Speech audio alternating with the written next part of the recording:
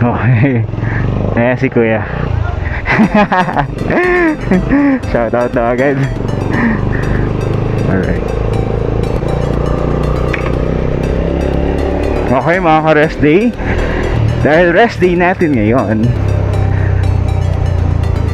test natin tong ating bagong camera. Sorry, nag-aayos lang po ng jacket. Test natin tong bagong camera and also yung ating mic.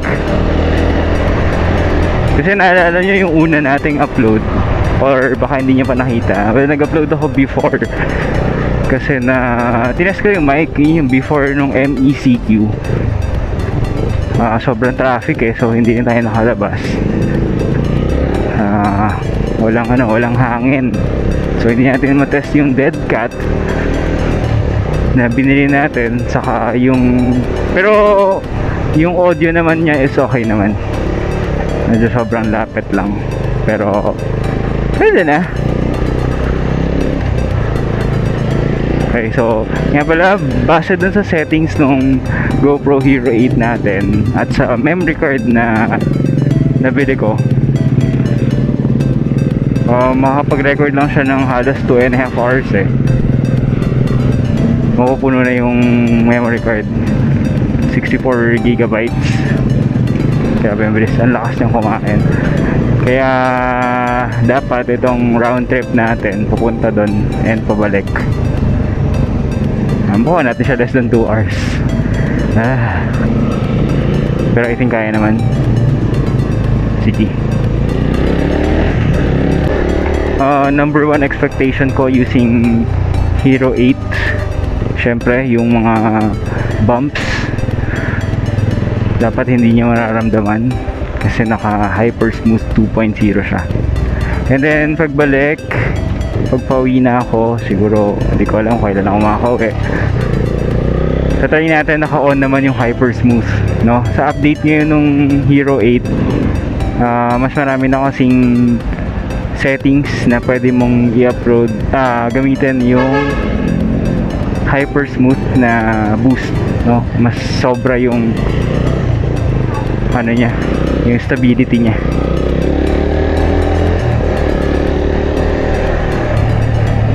Mamaya pabalik, tapos daang hariran tayo.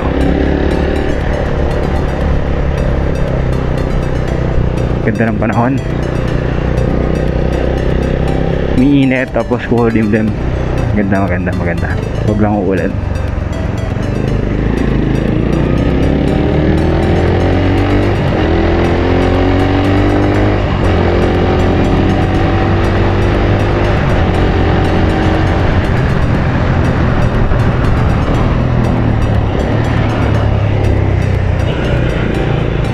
Hindi traffic.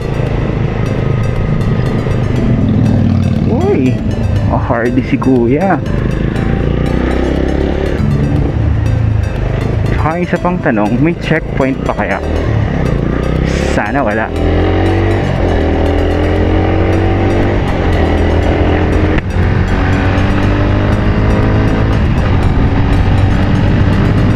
Takbong pogi lang, takbong.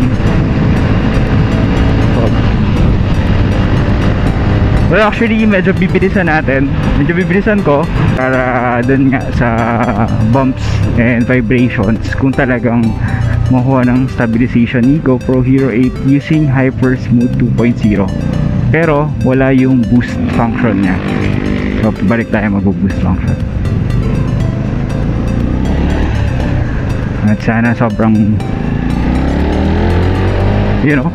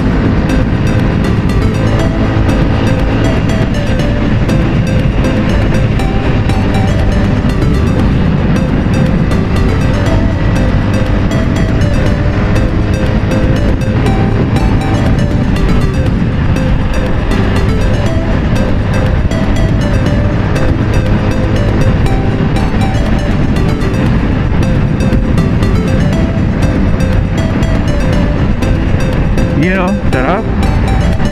Kulimlim na naman.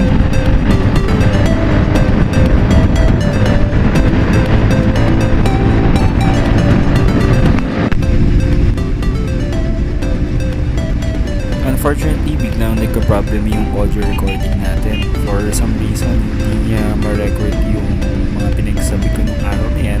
Only yung background lang, yung noise ng hangin and then the motorcycle yung record yan. So, we'll just do a voice over para at least hindi naman puro yun lang yung madidinig nyo at may madidinig kayo na nagsasalita.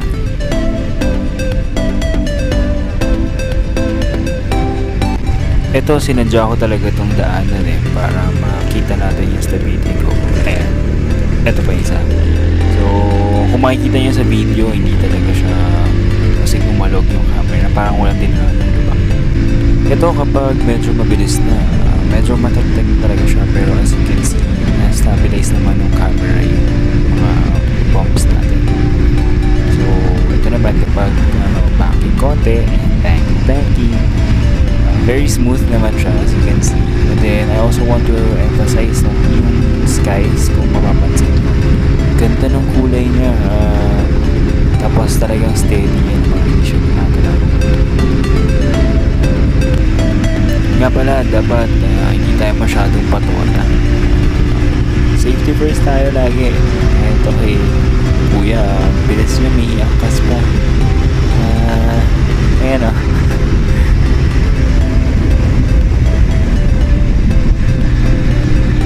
Tulin, di ba?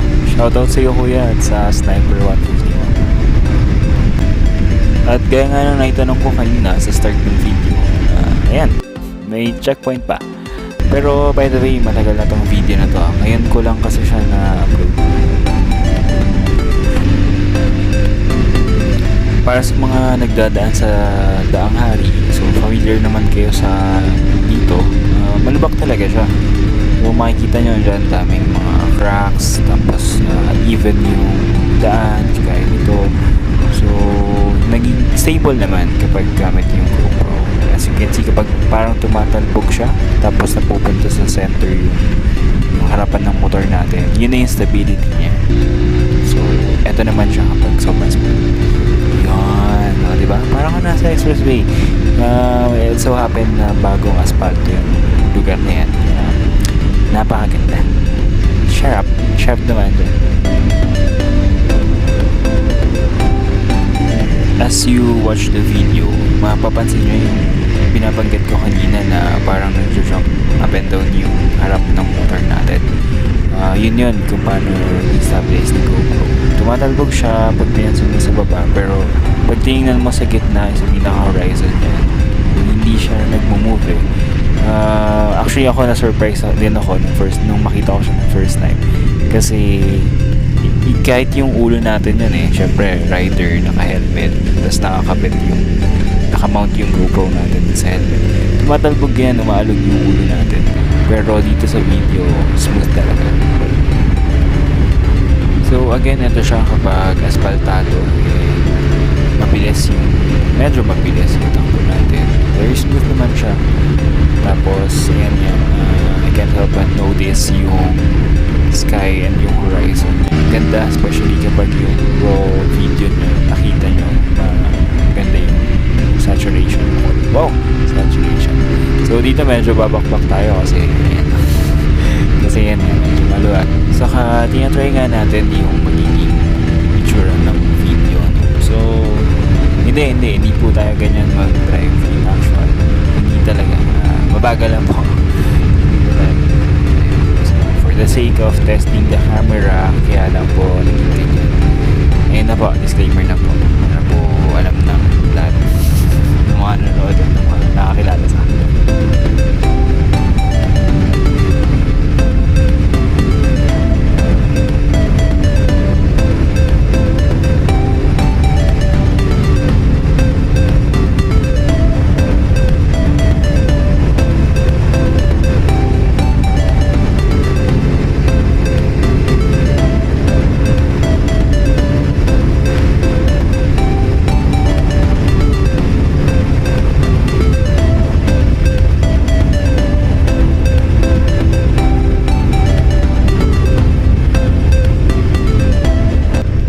Okay, so dito na tayo sa Aguinaldo Highway. Generally, asphaltado naman yung mga daan dito. Pero may mga areas nga na medyo malubak. Pero yun nga, naging parang mas smooth yung kalsada dahil sa stability ng camera. So kapag papanoorin yung video, parang walang lubak at hindi ramdam.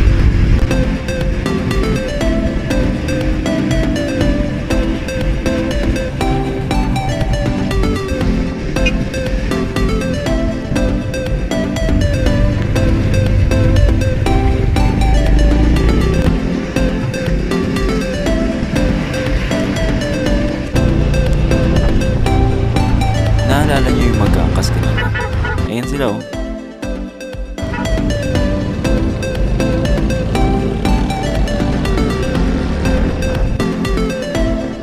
So, malapit na tayo sa destination natin and mostly na-cover naman natin lahat yung road conditions na gusto nating matest sa camera. So, next upload natin yung pabalik naman using boost function ng GoPro Hero 8. So again, thank you for watching mga ka-resting.